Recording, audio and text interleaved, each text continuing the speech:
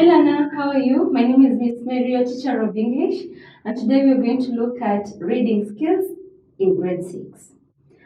And we're going to look at something so specific, maybe a little bit foreign, but something very useful. A tool that each and every person needs to know when they are reading. So we're going to look at context clues. Context clues. What are context clues? Okay, so we divide these words into two: context, okay, then clues. Context, then clues. What do you think is a context and what is a clue? So context is exactly the topic of discussion, the topic of discussion or the subject of discussion or the theme that is being discussed. For example, I'm sure we've done child labor, we've done cultural practices and tradition, and currently we are doing telephone etiquette. Okay, so those are the topics. So that is the context. So the vocabulary used when you're writing about a wedding, a funeral, a cooking recipe, and things like that are different depending on the topic of the subject or what we're calling today context. What about clues? Clues are the hints or suggestions. Hints, okay, or suggestions. Hint or suggestions. Hints or suggestions. Like, what are you suggesting? Maybe you want to tell someone a secret, or you allow them to guess. Okay, you can say hints, suggestions, or guesses. Okay, hints, suggestions, or guesses. Yeah. So, dear Lana, I have a surprise for you also, and I'm not going to give you any hint. We are going to go into it. So, with me, I have a short video that it's in form of a song. Kindly, as you listen to it, listen to the methods that one should use to look for meanings of vocabularies in a line, a paragraph, or even an entire book. Okay? So let's listen to it. When I find a new word that's written in a sentence, I look around to see if a similar one is mentioned. That's a synonym, the first clue I use. Like, the actress read through a book and perused a newspaper. And then she took a snooze. Peruse, that's new, so I search for a clue. I see she was reading. Could it be true? Peruse must be a synonym for read through. But if I can't find the answer, then maybe there's an opposite word or an antonym. Like, Langston was jubilant when he got the news before he found out he was depressed with the blues. Jubilant and depressed must be antonyms. Depressed means sad, jubilant must mean happy then. Two new words, peruse, jubilant with synonyms and antonyms, you don't have to Google it. On a top secret mission, check the method. 3 words I don't know, like a word detective. Search within the sentence. Look for synonyms, antonyms, explanations, examples. On a top secret mission, check the method. 3 words I don't know, like a word detective. Search within the sentence. Look for synonyms, antonyms, explanations, examples. Detectives, when reading through phrases, you might find the third clue, an explanation. Let's take a look and try to crack this case then. The mansion was dilapidated. The windows were broken. The paint was faded. I'm pretty sure a pack of rats had invaded. This is usually an Those lines example as explain the word I well. didn't know. Dilapidated means falling down and old. Clue 4, I look for examples of the word that might illustrate how to define there's the your term. example. Eating sweets was against Capone's wishes. Just fruits and vegetables, which are nutritious. I know fruits and vegetables are healthy dishes. These examples lead me to the meaning of nutritious. All these examples and explanations are clues to crack the case like Perry Mason. On a top secret mission, check the method. 3 words I don't know, like a word detective. Search within the sentence. Look for synonyms, antonyms, explanations, examples. On a top secret mission, check the method. 3 words I don't know, like a word detective. Search within the sentence. Look for synonyms, antonyms, explanations. Guys, having watched The Detective, Okay, the detective, the context clues detective, demystifying how to look for meanings of vocabularies without using a dictionary. And I'm sure you've learned a few things here and there. So with me, I have a sentence. And the sentence is, she gave me the contact of a renowned chemist. She gave me the contact of a renowned chemist. She gave me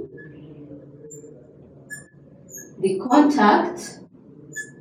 She gave me the contact of a renowned chemist. Of a renowned chemist.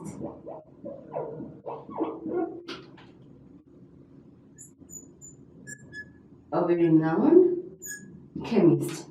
So guys, we're going to look at the ways we can find the meaning of the word renowned without using a dictionary. We're going to look for ways in which we can use to find the meaning of renowned without using a dictionary. So very quickly, I want us to remember some of the ways the detective, remember the video? That's a detective and he was using lenses here and there. So one thing that the detective said, we can use opposites. We can use opposites. Opposites. We can use opposites or what the detective called antonyms. Opposites or antonyms, okay? Yeah?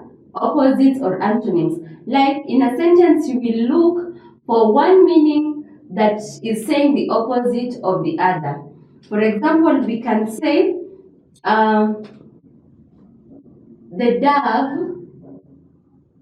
dove was loving. The dove was loving, but the giant was gross. But the giant was gross. Okay? So look at this sentence. The dove was loving, but the giant was gross. You can see the opposite of loving is gross. So you will know, you will have an idea, you know what loving is. Loving is someone who is accommodating, someone who is kind, you know, all those positive adjectives that you can use on them. But gross, ew, yuck. So definitely you know that this is not something that's so good. The other style was explanations. The other style was explanations. The other style was explanations. Okay, this is where one part of the sentence has been explained, or another, either the first or the last part of the sentence has been explained. So definitely you will know. And if you refer to the video, we will look at the word dilapidated. Okay, dilapidated. There you could see a roof that was not so well done, and it was broken window, broken doors, broken everything. So there was an explanation to say broken windows, broken everything. So that was a dilapidated house. There is an explanation telling you what is the meaning of dilapidated. It could either be the first part of the sentence or the last part of the sentence. Synonyms. Use of synonyms. Okay, so you need to know what is a synonym. So a synonym is a word with the same meaning. These are words that have the same meaning. I mean, words with the same meaning. Kindly forgive me for that. Words with the same meaning. Words with the same meaning. Okay, words with the same meaning. For example, the word certain means sure. Certain means sure. Like certain, I'm certain I'll go home tonight. I'm sure I'll go home tonight. He's such a gigantic beast. He's such a big, huge, things like that. So either you need to do a lot of practice, but also many times you will find that for emphasis purposes, a writer or an author will use two synonyms in one sentence. For example, I'll say, I saw a huge, I saw a huge and gigantic man walking down the street. Walking down the street. Walking down the street. I saw a huge and gigantic man walking down the street. So let's assume you don't know what the meaning of gigantic is, but at least you know what huge means. Or we can also replace the word huge with big. Big, okay? Big. So if you see a word that you already know its meaning and the other part that you don't know its meaning, usually the first or the second part will give you the meaning of that word. So learners, how will you identify or how will you know the meaning of a word when you don't have a dictionary in an exam setup or when you're reading a novel in a book, in a car, okay? One, use opposites or antonyms, explanations, and last but not least, synonyms. So guys, let us all try this together. I was excited. I was excited,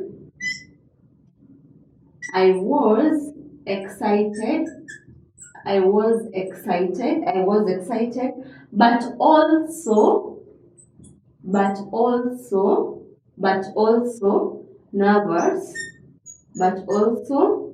nervous, because I had not been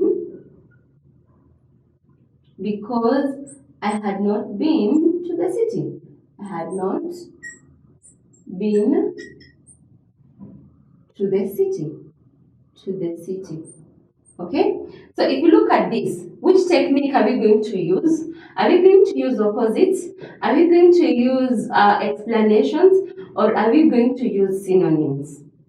I was excited, happy. But also, the word but, that means that we are going to use opposites because but is a conjunction, okay, that shows opposites or contradicts, but also nervous. So you'll know that nervous is the opposite of excited. So dear learner, this was the end of our lesson. What will we do when we are at home or alone? Kindly get your favorite book, read, underline all the vocabularies or difficult words, okay?